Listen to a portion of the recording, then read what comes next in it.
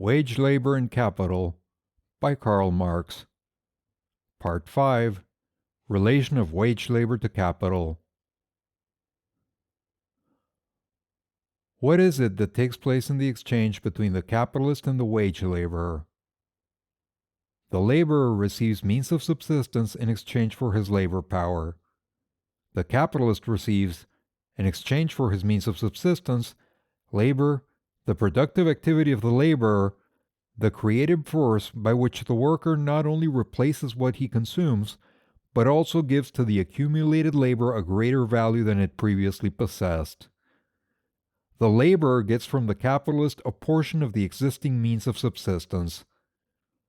For what purpose do these means of subsistence serve him? For immediate consumption. But as soon as I consume means of subsistence, they are irrevocably lost to me, unless I employ the time during which these means sustain my life in producing new means of subsistence, in creating by my labor new values in place of the values lost in consumption. But it is just this noble reproductive power that the laborer surrenders to the capitalist in exchange for the means of subsistence received. Consequently, he has lost it for himself. Let us take an example. For 1 shilling, a laborer works all day in the fields of a farmer, to whom he thus secures a return of 2 shillings. The farmer not only receives the replaced value which he has given to the day laborer, he has doubled it. Therefore, he has consumed the 1 shilling that he gave to the day laborer in a fruitful, productive manner. For the 1 shilling he has brought the labor power of the day laborer, which creates products of the soil of twice the value, and out of 1 shilling makes 2. The day laborer, on the contrary, receives in place of his productive force, whose results he has just surrendered to the farmer, 1 shilling, which he exchanges for means of subsistence, which he consumes more or less quickly. The 1 shilling has therefore been consumed in a double manner, reproductively for the capitalist, for it has been exchanged for labor power, which brought forth 2 shillings, unproductively for the worker, for it has been exchanged for means of subsistence which are lost forever, and whose value he can obtain again only by repeating the same exchange with the farmer. Capital therefore presupposes wage labor. Wage labor presupposes capital. They condition each other. Each brings the other into existence. Does a worker in a cotton factory produce only cotton? No, he produces capital. He produces values which serve anew to command his work and to create by means of it new values. Capital can multiply itself only by exchanging itself for labor power, by calling wage labor into life. The labor power of the wage laborer can exchange itself for capital only by increasing capital, by strengthening the very power whose slave it is. Increase of capital, therefore, is increase of the proletariat, i.e., of the working class.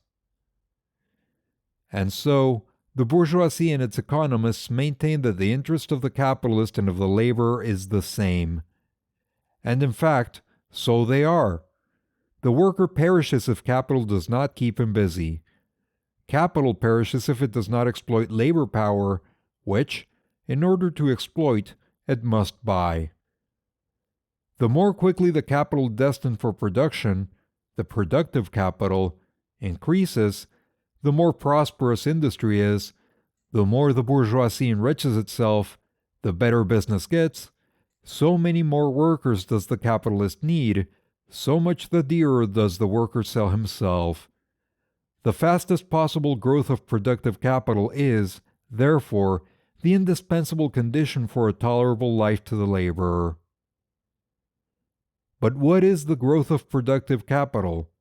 Growth of the power of accumulated labor over living labor. Growth of the rule of the bourgeoisie over the working class.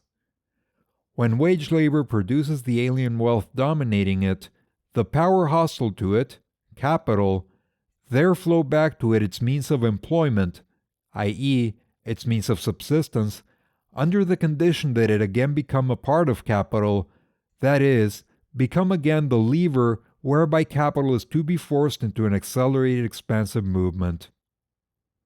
To say that the interests of capital and the interests of the workers are identical signifies only this: that capital and wage labor are two sides of one and the same relation. The one conditions the other in the same way that the usurer and the borrower condition each other. As long as the wage laborer remains a wage laborer, his lot is dependent upon capital. That is what the boasted community of interests between worker and capitalist amounts to. If capital grows, the mass of wage labor grows, the number of wage workers increases. In a word, the sway of capital extends over a greater mass of individuals. Let us suppose the most favorable case. If productive capital grows, the demand for labor grows. It therefore increases the price of labor power, wages. A house may be large or small. As long as the neighboring houses are likewise small, it satisfies all social requirements for a residence. But let there arise next to the little house a palace, and the little house shrinks to a hut. The little house now makes it clear that its inmate has no social position at all to maintain, or but a very insignificant one. And however high it may shoot up in the course of civilization, if the neighboring palace rises in equal or even in greater measure, the occupant of the relatively little house will always find himself more uncomfortable, more dissatisfied, more cramped within his four walls. An appreciable rise in wages presupposes a rapid growth of productive capital. Rapid growth of productive capital calls forth just as rapid a growth of wealth, of luxury, of social needs and social pleasures. Therefore, although the pleasures of the laborer have increased, the social gratification which they afford has fallen in comparison with the increased pleasures of the capitalist, which are inaccessible to the worker, in comparison with the stage of development of society in general. Our wants and pleasures have their origin in society. We therefore measure them in relation to society. We do not measure them in relation to the objects which serve for the gratification. Since they are of a social nature, they are of a relative nature. But wages are not all determined merely by the sum of commodities for which they may be exchanged. Other factors enter into the problem. What the workers directly receive for their labor power is a certain sum of money. Are wages determined merely by this money price? In the 16th century, the gold and silver circulation in Europe increased in consequence of the discovery of richer and more easily worked mines in America. The value of gold and silver, therefore, fell in relation to other commodities. The workers received the same amount of coined silver for their labor power as before, the money price of their work remained the same, and yet their wages had fallen, for in exchange for the same amount of silver, they obtained a smaller amount of other commodities. This was one of the circumstances which furthered the growth of capital, the rise of the bourgeoisie, in the 18th century. Let us take another case. In the winter of 1847, in consequence of bad harvest, the most indispensable means of subsistence, grains, meat, butter, cheese, etc., rose greatly in price. Let us suppose that the workers still received the same sum of money for their labor power as before. Did not their wages fall? To be sure. For the same money, they received in exchange less bread, meat, etc. Their wages fell, not because the value of silver was less, but because the value of the means of subsistence had increased. Finally, let us suppose that the money price of labor power remained the same, while all agricultural and manufactured commodities had fallen in price because of the employment of new machines, of favorable seasons, etc. For the same money the workers could now buy more commodities of all kinds. Their wages had therefore risen, just because their money value has not changed.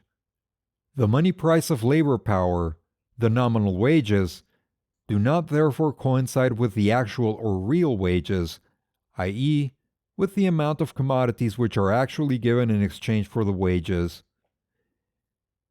If then we speak of a rise or fall of wages, we have to keep in mind not only the money price of labor power, the nominal wages, but also the real wages. But neither the nominal wages, i.e., the amount of money for which the laborer sells himself to the capitalist, nor the real wages, i.e., the amount of commodities which he can buy for this money, exhausts the relations which are comprehended in the term wages. Wages are determined above all by their relations to the gain, the profit, of the capitalist. In other words, wages are a proportionate, relative quantity. Real wages express the price of labor power in relation to the price of commodities. Relative wages, on the other hand, express the share of immediate labor in the value newly created by it in relation to the share of it which falls to accumulated labor, to capital. You have reached the end of Wage, Labor, and Capital by Karl Marx, Part 5, Relation of Wage Labor to Capital. Click on the links at the end of this video to go to the playlist or the next chapter if it's available. If you enjoy this content and would like to support the channel, please like and subscribe.